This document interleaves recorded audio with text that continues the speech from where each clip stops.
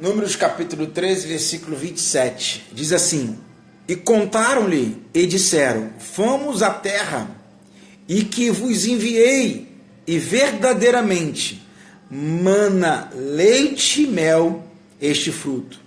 O povo, porém, que habita nessa terra de Anak.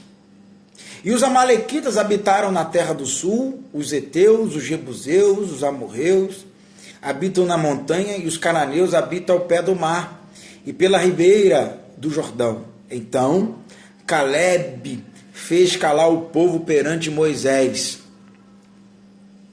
Fez calar o povo perante Moisés e disse: Subamos animosamente e possuamos-la em herança, porque certamente prevaleceremos contra ela. Amém?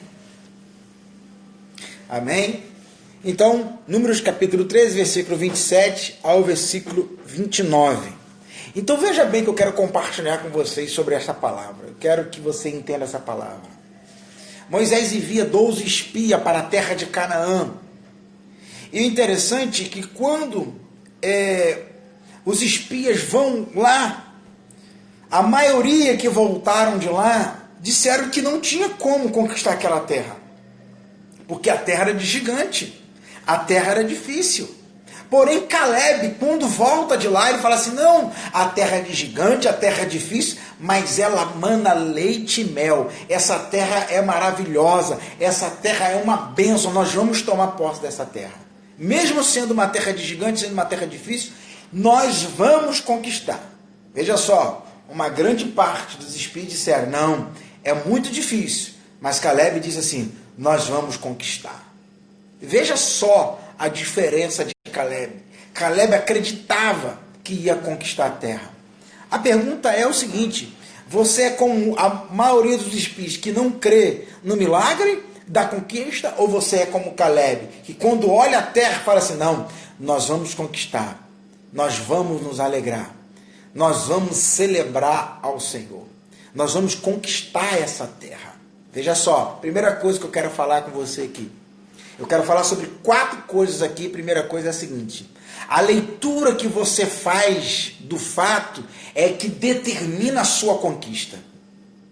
Então, como você observa e faz a leitura correta, por exemplo, tem gente que quando vê a chuva caindo fala assim: nossa, chovendo hoje, não queria que estivesse chovendo. Outra pessoa fala assim: nossa, essa chuva vai ser uma bênção, porque vai regar a terra, vai abençoar o ambiente, vai refrescar um pouco o ambiente. Percebeu? O mesmo fato, mas com um olhar diferente.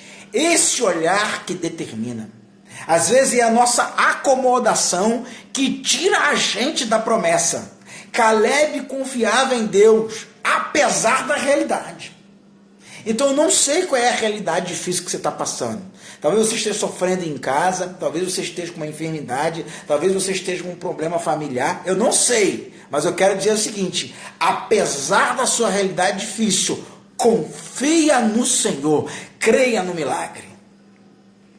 E essa quarentena é uma bênção, né? Às vezes você está em casa de quarentena, está brigado com o filho, não tem jeito, tem que ficar em casa e tem que fazer as pazes com o filho. Às vezes você está em casa brigada com a esposa, ou a esposa brigada com o marido, nessa quarentena tem que perdoar. Não dá para agora sair de casa, ir para o trabalho, fugir do problema, não. Encara o problema na sua casa e peça perdão para sua esposa.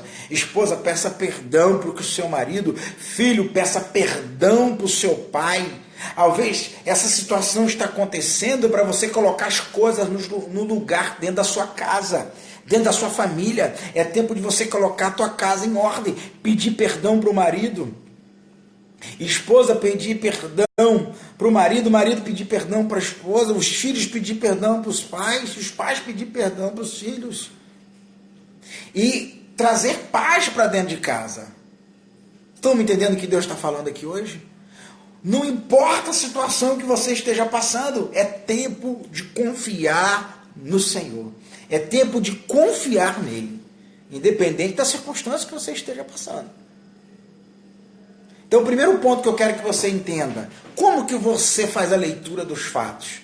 Como que você observa as situações na sua casa? Como que você observa a situação da sua família? Você tem um olhar por mal ou você tem um olhar negativo? Então a minha palavra para você é o seguinte: não olha para as circunstâncias da sua vida com um olhar negativo. Olha com otimismo, olha com ânimo, olha com fé. Eu creio que o meu Redentor vive e por certo se levantará. Eu creio que essa situação vai passar. Eu creio que Deus tem uma palavra de bênção. Eu creio no milagre. Amém? Então tem um olhar de bênção. Tem um olhar de bênção, tem um olhar de vitória, tem um olhar de conquista. Creia no milagre. Então, o que determina às vezes é a forma como que você enxerga. Né? É a forma como você observa. Então é muito importante que quando você olha para uma situação, às vezes o grande problema não é a situação, o grande problema é a forma como você enxerga. A Bíblia diz o seguinte: se os seus olhos forem maus, tudo será tenebroso. Porém, se os seus olhos forem bons, tudo será luz. Então tenha um olhar de bênção, tenha um olhar de fé. Segunda coisa que eu quero compartilhar com vocês nessa palavra é que a gente tem que sempre pedir a Deus uma estratégia do céu para agir diante de uma determinada situação. Por quê? Porque Davi, antes de tornar rei, ele chegou a usar a armadura de Saul. E diz a Bíblia que a armadura de Saul não coube em Davi. Não encaixou nele, a armadura ficou toda desconjuntada. Por quê? Porque a armadura não era de Davi, a armadura era de Saul. A forma que Deus vai agir com um não significa que é a mesma forma que Deus vai agir com o outro. A forma que Deus deu uma estratégia para um não significa que é a mesma estratégia que Deus vai dar para outro. Estão entendendo o que Deus está falando aqui hoje? Ou seja, nós precisamos pedir a Deus estratégia para ter o coração aberto para receber de Deus uma estratégia do céu. Então, por exemplo, Davi, ele venceu o gigante Golias, não foi com espada, não foi com armadura, não foi com nenhuma arma dos guerreiros da época, nem da arma de rei. Ele venceu com uma pedra e com uma funda, um gigante. Ou seja, a forma que Deus estava agindo na vida de Davi era uma forma totalmente diferente que Deus agia na vida do outro. Ei, meu irmão, presta atenção. A forma que Deus vai agir na sua vida é diferente como de todo mundo. Para de se comparar com os outros. Percebeu? Então qual é a orientação de Deus hoje para as nossas vidas? Abre o seu coração para receber o novo de Deus. Abra o seu coração para receber aquilo que Deus tem para a sua vida. Abra o seu coração para receber do céu uma estratégia. Por quê? Porque para Davi foi uma pedra e foi uma funda. Para você pode ser uma outra estratégia. Pode ser uma outra coisa. E aí você precisa estar atento a isso. Percebeu o que Deus está falando para nós aqui hoje? Então não se fecha. Né? Não feche o seu coração para isso. Eu me lembro uma vez que eu estava dentro de casa, e eu senti um frio dentro de casa, a casa estava sentindo frio, né? Quando eu abri a janela, estava um calor tremendo lá de fora. E eu falei assim, ué, tá frio do lado de dentro e calor do lado de fora? Aí eu percebi, por que estava frio do lado de dentro? Porque a casa estava fechada. Quando eu abri a casa, a janela, entrou o calor que estava do lado de fora. Entrou o sol que estava do lado de fora. E sabe qual é a lição que eu tiro disso? Às vezes você fica frio porque você se fecha demais. Você precisa abrir mais o seu coração para Deus. E às vezes está calor do lado de fora, está bênção do lado de fora, o fogo está descendo, a bênção de Deus está do lado de fora, mas você não consegue sentir nada. Você não se alegra, você não recebe a bênção do Senhor, você não cultua o Senhor, você não consegue sentir a presença de Deus, você não consegue ter vigor na palavra do Senhor. Por quê? Porque está fechado, está bloqueado. Então o que eu tenho que fazer então, pastor? Abre o seu coração. Abre mais diante do Senhor. Abre o seu ser diante de Deus para que o sol da justiça venha aquecer o teu coração. Então, às vezes você está com um problema e você não se abre para Deus, não se abre para ninguém, para pedir uma ajuda, para pedir um apoio. Isso acontece, você vai esfriando na fé, porque quanto mais a gente fecha, mais a gente se esfria. Quanto mais a gente se fecha, mais a gente se esfria. Agora, quanto mais eu me abro para Deus, mais o fervor do Senhor aquece meu coração. Mais a presença de Deus aquece o meu coração. Estão entendendo o que Deus está falando aqui hoje? 3. Todo o desgaste que a gente sofre às vezes na vida é por causa da nossa postura errada.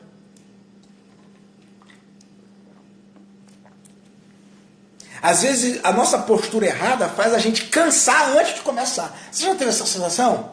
Pastor, eu estou cansado, eu nem comecei, eu já estou cansado. Por que você cansou antes de começar? Por quê? Porque a sua postura já foi uma postura errada. Apareceu um problema, aí você falou assim, não vai dar certo. Apareceu uma situação, você falou assim, não tem jeito. Apareceu não sei o que, não tem como. Então, o que eu quero que você entenda? A sua postura é determinante se você vai ter um desgaste fora do normal ou não. Então, por exemplo, em Provérbios diz assim, se você se mostrar frouxo no dia da adversidade, a sua força será pequena. Ou seja, se eu não tiver uma postura de fé correta, eu vou me desgastar rápido, minha energia vai acabar, minha fé vai esmorecer, eu não vou aguentar a pancada, eu não vou aguentar suportar a adversidade. Agora, se eu confio no Senhor, olha a minha postura, como é que é diferente. Se eu creio em Deus, se eu deposito, não é confiança em você não, meu filho, minha filha, não é crer em você não, entenda, o que eu estou querendo dizer não é você acreditar em você não, é o contrário. A gente é tão pequeno, a gente é tão insignificante, a gente é tão frágil, que a gente decidiu não confiar na gente, mas confiar em Deus. Aí sim, o jogo vira. É isso que eu estou querendo dizer para você. Não é você ser forte, não. Não é você ser poderoso, não. É você depender de Deus, é você acreditar em Deus, é você investir toda a sua confiança no Senhor. É você olhar para a situação e falar assim, eu não posso, mas eu posso todas as coisas naquele que me fortalece. Eu não tenho, mas em Deus eu tenho. Eu não consigo, mas em Deus eu consigo. Eu não sei, mas em Deus eu sei. Eu não posso, mas em Deus eu posso. Percebeu o que eu estou querendo dizer para você? O poder de Deus se aperfeiçoa na fraqueza. É isso, pastor, mas eu estou fraco. Qual é o problema de você estar fraco? A força não é sua. A força vem de Deus. Pastor, estou cansado, mas qual o problema de você estar cansado? Isso não quer dizer nada, sabe o que eu quero dizer para você? Sua força vem de Deus, meu filho, minha filha. É isso que eu quero dizer para você. Pastor, estou abatido, estou desgastado, estou cansado, não tem problema nenhum. A Bíblia diz o seguinte, vinde a mim, todos os que estáis cansados e sobrecarregados, que eu vos aliviarei, porque o meu fardo é leve e o meu jugo é suave. Entendeu o que eu quero dizer? A Bíblia diz que o poder de Deus se aperfeiçoa na fraqueza. A Bíblia diz, o apóstolo Paulo diz o seguinte, quando eu estou fraco, aí é que eu estou forte. Então, se você diz que está fraco, esse não é o problema. Se você diz que você não consegue, esse não é o problema. O problema é você não querer depender de Deus por causa do seu orgulho. O problema não é você achar que pode tudo sozinho. O problema é você não pedir ajuda. O problema é você não ser humilde. O problema é você não pedir socorro. O problema é esse orgulho que às vezes não deixa você avançar. Aí é um exercício de humildade. É um exercício de humildade. Você é humilde o suficiente para pedir ajuda? Você é humilde o suficiente para dizer que sozinho você não consegue? Irmãos, quando eu estou fraco, aí é que eu estou forte. Nós precisamos depender de Deus. Se você não está dando conta do vento que você está passando, peça ajuda. Se você não está, peça ajuda a Deus. Ô homem e mulher de Deus, sério. Vai para a célula. Busque a Deus, né? Ouve a palavra do Senhor. né? Agora, veja só, nós estamos vivendo essa quarentena, você é obrigado a ficar em casa, e às vezes você está com um problema dentro da sua casa, agora você é obrigado a resolver o problema dentro da sua casa, não dá para fugir mais para o trabalho, não dá para fugir para lugar nenhum, então pede perdão. Eu não sei, irmãos, o que esse vírus, vamos lá, se esse vírus que nós estamos vivendo no Brasil, se isso é uma praga, se isso é uma arma química, se isso é uma ação da China para ter algum ganho econômico, eu não sei. Eu só sei o seguinte, está todo mundo dentro de casa sem poder fazer nada. E aí, a única coisa que nos resta é assim, Senhor, tenha misericórdia. Imagina como é que vai ser a vinda de Jesus. Imagina como é que vai ser a vinda de Jesus. Está vazio o mercado, irmãos. Está vazia a rua. Tem ateu agora voltando a acreditar em Deus. Agora é a hora de você ver aonde estava a sua fé. Agora é a hora para você ver. Pensa sobre isso. A sua postura pode te desgastar. Então quando você olha para uma situação, você fala assim, ó, eu não tenho força para sair dessa situação. Eu não consigo. Agora, Neemias, quando foi reconstruir os muros de Jerusalém, né, ele fazia com alegria. Ele disse o seguinte, a alegria do Senhor é a nossa força. Quando Sambalate subia, falou assim, ó, desça daí, porque você não vai conseguir reconstruir os muros, desça daí com tanta palavra negativa. E Neemias falou assim, eu não posso descer daqui, porque eu estou ocupado numa grande obra. Você não pode descer da onde você está. Você tem que reconstruir a sua casa. Você tem que reconstruir a tua vida espiritual. Aproveita agora para você reconstruir a tua vida espiritual, reconstruir a tua casa, reconstruir a tua vida com Deus, a tua vida emocional, reconstruir a tua vida financeira, reconstruir principalmente a sua intimidade. Volte ao primeiro amor, volte a ser crente de verdade, volte a buscar o Senhor verdadeiramente, com o coração, com essência, com verdade. Agora é a hora para isso. Agora é a hora para isso. Então, como tem sido a sua postura diante das adversidades? É uma postura com confiança ou é uma postura negativa? Quantas pessoas você conhece? Ih, não vai dar certo não. Isso aí não tem jeito. Ih. Aí outros olham para a mesma situação e falam assim, eu creio que Deus vai agir. Eu creio no milagre do Senhor. Eu creio na porta aberta. Eu creio na cura. Eu creio na resposta. Meus irmãos, agora é a hora de se voltar para Deus. Agora é a hora de buscar o Senhor. Agora é a hora de se voltar para Ele. Agora é a hora de buscar o Senhor de fato e de verdade. Quarto ponto. Já estou terminando. Deus não erra no preparo. Deus não erra. Deus não deve nada para ninguém. Deus não errou quando Ele te escolheu. Deus não errou quando Ele te preparou. Deus não errou quando Ele te chamou. Deus não errou quando Ele te convocou. Não. Neemias, quando foi chamado, diz a Bíblia que ele falou assim, eu não passo de uma criança. Eu não passo de uma criança. Neemias disse isso. E Deus, o Senhor, disse para ele, não diga que você é uma criança. Não diga que você é uma criança. Diz a Bíblia que o Senhor tocou na boca de Jeremias e disse, que Deus tocou na boca dele e disse que ia colocar as palavras dele na boca de Jeremias. Então, meu filho, não se acha pequeno. Moisés era gago. E ele foi chamado para conduzir um povo, para libertar o povo. José do Egito, quando ele foi chamado, os irmãos tentaram matar ele, os irmãos tiveram inveja dele, venderam ele, ele sofreu um assédio, ele foi vendido, foi preso, e depois ele se tornou governador do Egito. Oh, louvado seja o nome do Senhor. Meu Deus, que coisa linda. Não importa a sua situação, o que importa é que Deus tem uma grande obra a realizar na sua vida. O que importa é que Deus tem um grande projeto para você. Deus não erra quando prepara. Quando o Caleb volta, ele olha a terra, vê os desafios. Eu não estou querendo dizer para você, irmão, que você vai olhar o desafio e vai negar. Não, é tudo fácil. Não é isso que eu estou falando. Vai ter um momento que você vai olhar que a situação é difícil. Vai ter um momento que você vai olhar que a situação é complicada. Vai ter um momento que você vai olhar assim, é difícil, é verdade. Ser otimista não é negar a realidade. Crer, ter fé, é você olhar a realidade difícil e falar assim, eu creio que grandes coisas o Senhor vai fazer. Eu creio que uma grande porta está se abrindo para a honra e glória do nome do Senhor. Percebeu? Não é negar a realidade. É olhar para a realidade, por mais difícil que ela seja. Né? Eu vou aprender com essa realidade. Eu vou aprender com o Senhor.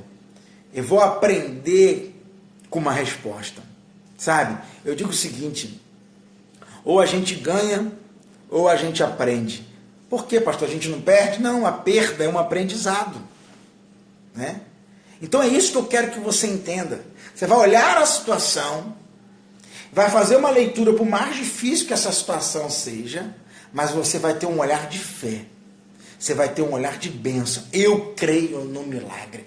Eu creio na resposta. E se esse vento que nós estamos passando aí, desse vírus, está levando o povo a orar mais, está levando você a valorizar mais a igreja local, está levando você a valorizar mais em congregar junto com os irmãos, agora é a hora do despertamento da igreja. Jesus está voltando para buscar a sua igreja. Jesus está voltando para buscar a sua igreja. Então não se feche, como nós falamos aqui no exemplo, para você não se esfriar. Tenha o seu coração aberto para ter o seu coração aquecido por Deus. E aproveite essa quarentena que você está em casa. Aproveite esse momento que você está em casa para colocar a tua casa no altar de Deus.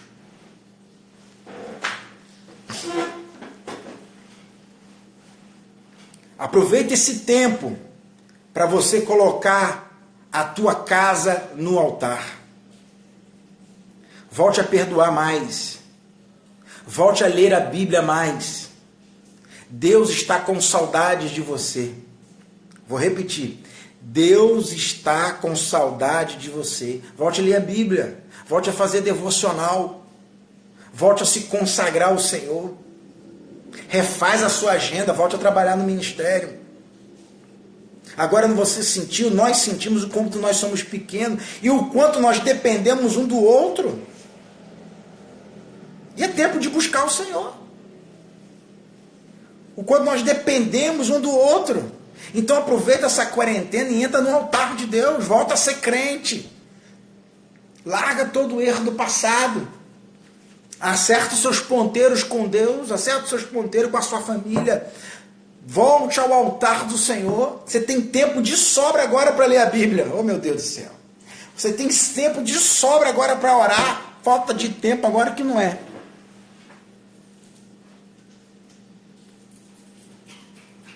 Tempo para orar, tempo para ler a Bíblia, tempo para pedir perdão. Vai arrumar esse guarda-roupa que está todo bagunçado, vai arrumar essa gaveta que está toda desorganizada, vai lá ajeitar o seu escritório, o seu quarto que está todo bagunçado, bota a casa em ordem agora. Seu coração diante do Senhor, é tempo de colocar o seu coração diante do Senhor, né? É maturidade, é vida real. É tempo de se voltar para Deus e essa situação está fazendo a gente refletir o quanto nós estamos frágeis. A gente refletiu o quanto a gente é pequeno, o quanto a gente precisa buscar mais o Senhor, o quanto a gente precisa voltar-se mais para Deus. Amém? Vamos orar agora? Agora é a hora da oração, né? E nós vamos agradecer ao Senhor por este culto tão abençoado. Nosso Deus e nosso Pai, em nome de Jesus nós queremos, ó Pai, agradecer por nós estarmos aqui, nesse momento de reflexão, e nós pedimos a Tua bênção sobre cada casa, a Tua bênção sobre cada família, aonde há um enfermo que haja cura, aonde há um parente de alguém que está orando comigo agora que esteja enfermo, seja curado para a honra e glória do nome do Senhor. Nós declaramos a cura, nós declaramos a bênção e pedimos a Ti, Senhor, venha com o teu toque de milagre, venha com o teu toque de cura sobre a vida de cada família. Nós declaramos a paz, nós declaramos a bênção do Senhor, ó Pai, sobre a vida dos teus filhos, ó Pai. Aonde cada um estiver nos ouvindo, famílias inteiras sejam abençoadas, em nome de Jesus, ó Pai. Nós declaramos, ó Pai, que haja paz, que haja cura, abençoe o estado do Rio de Janeiro, abençoe o Brasil, Senhor,